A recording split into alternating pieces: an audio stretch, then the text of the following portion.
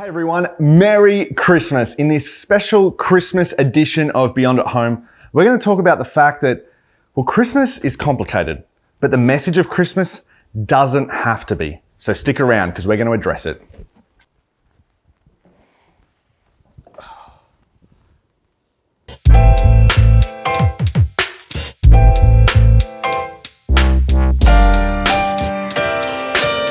Let's be honest. Christmas is complicated, and it's made more complicated without coffee. Thanks, Clandestino. Not sponsored, but you could if you wanted to. There's so many things that make Christmas complicated. Parents, you know this if you have children. The more children you have, the more complicated it gets to hide presents around the house. Christmas is complicated because you've got that family or those family members that you never see at any point during the year. And now you've got to figure out how to spend time with them or what you're going to talk to your weird cousins about. It's complicated if you've got family dynamics, if there's a divorce in the family, if there's two divorces in the family, then you've got to figure out, and it almost becomes like you need an event planner to just run and survive Christmas Day. The reality is that Christmas is so complicated, but the message of Christmas doesn't have to be. The problem is people like me. People like me, when you hear the message of Christmas or you hear us talk about the message of Christmas, you watch the video or you attend a church service and it's just confusing. And then your family member or whoever invited you along, you just point to them and you say, see, that's the reason why I don't go. Because every time I come on Christmas, every time I come on Easter, they just confuse me and it just seems complicated and it doesn't seem relevant to my life. So here's what I want to do in the next couple of minutes that we have together. I want to do my best to uncomplicate the message of Christmas for you. In fact, in the part of the Christmas story where the shepherds are watching over their flocks by night, an angel appears to them and says, "Do not be afraid," which is kind of good news because I would be afraid at that point. But then this is what the angel goes on to say. "Do not be afraid, I bring you good news of great joy. And here's who the great joy is for all people." It's not just for you shepherds. It's not just for a subset of people. It's for all people. And see, if we were to leave it just there, that's good news. Like, how could you not think, at least on some level, that's good news? And when someone tells you, hey, I've got some good news, your first reaction isn't to say, well, what's this going to cost me? Or what do I have to do? Your first reaction should be to say, well, what is it? And here's what you need to know. If the message of Christianity or the message of Christmas hasn't been conveyed to you in this way, the thing you need to know is that the message of Christmas is 100% good news. It's not straighten up and get your life in order. That's every world religion. Every world value system has that in order.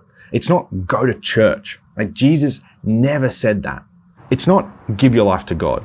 When you think about it, that's a demand. That's not good news to give something up. So to help us launch into this incredible time of the year, I want to introduce you to Jesus' best mate, John, who actually wrote a biography on his life and lets us know why this good news is so good and what maybe we've distorted along the way. And in this biography on Jesus' life, John talks about a conversation that Jesus is having with Nicodemus. And as he's recording this conversation, John just gets so excited that he jumps out of the story and tells us just what we're signing up for when we begin to follow Jesus and just what we're walking away from if we choose not to. In fact, it's one of the most famous sentences in all of the documents that comprise the Bible. This is what John writes.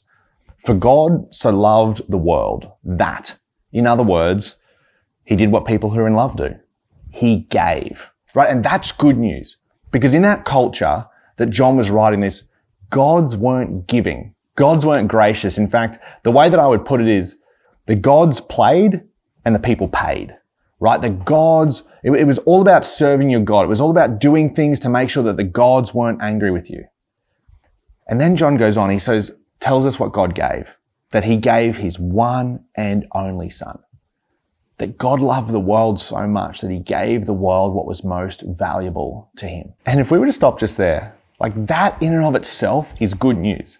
That the creator of the universe, the creator of the world, loves you and loves me enough that he did something. But that's not where the story finishes. In fact, John says that God actually invites us to be a part of that story. He says that whoever believes in him And this isn't belief as in like intellectual belief. This is belief as in trust. This is trusting. It's the idea that trusting when I sit on this couch, when I take my feet up, that it's going to carry my weight. And that's the idea that we have with God. That when we put our weight on God, that we can trust that He's not going to let us go and He's not going to let us fall.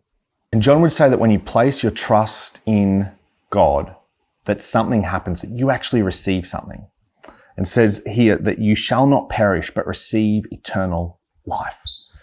And that word eternal, that is hugely relational language. In fact, in another part of John's biography, John actually defines what eternal life is. And he says simply, it's to know God, because God is eternal. And then John finishes his thought by saying this, for God did not send His Son into the world to condemn the world, but to save the world through Him. Which means if you've ever felt condemned by Christians, that they're the ones who sent the wrong message.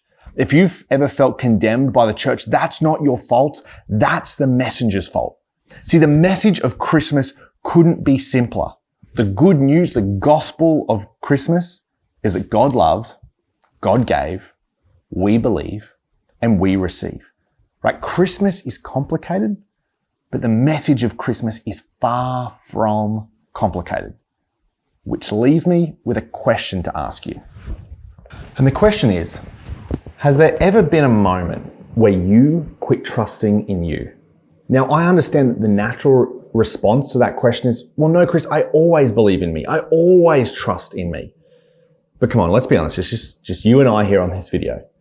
There are times in your life and there are times in my life where I complicate stuff so much. Maybe there's been a time where you've complicated your marriage, or you've complicated a situation at work, or complicated something going on with your kids, and you've just thought to yourself, man, I don't know if I can undo this. I don't know if I can move past this. And in those moments where you and I have complicated life so much, the good news of Christmas says that in those moments, you can trust God. That God takes away fear. God takes away uncertainty. And the good news of Christmas, when it's boiled down, is so simple. That God loved, that God gave. And as a result, we can believe and we can receive. Now, if maybe you're watching this video for the very first time and you're beginning to think to yourself, that actually does kind of sound like good news. I want to learn more. Well, we have a link especially for you in the description below. You can click on that link and one of our team will follow up with you after this Christmas season. But if you're someone who maybe you're not sure what you think about Jesus, faith, the Bible, the whole thing, and you're thinking to yourself, well, Chris, it sounds kind of good, but I'm not sure if I buy it. Here's what I want you to know about Beyond.